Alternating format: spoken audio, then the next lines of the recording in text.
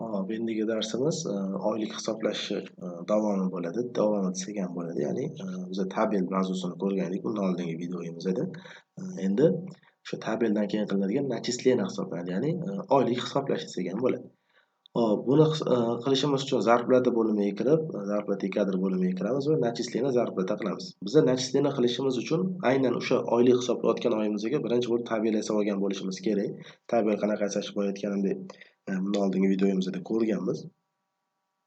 Tabel yasab bo'lingandan keyin начисление zarplatiga kiramiz.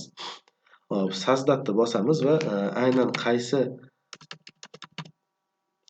sanada oylik hisoblanayotganligini ko'rsatamiz. Asosan shu oyga oxiri bo'ladi deylik. Biz fevral oyigacha hisoblayotganligimiz uchun 28-fevralni qo'ydik. Va месяц начислениеga qaysi oy uchun oylik hisoblanayotganligini ko'rsatamiz.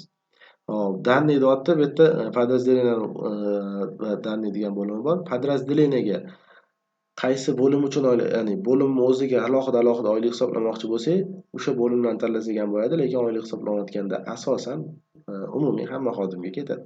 Hop, данный degan joyga qanaqa oylik hisoblanyapti? Misol, 1 oylik uchun hisoblayapmizmi?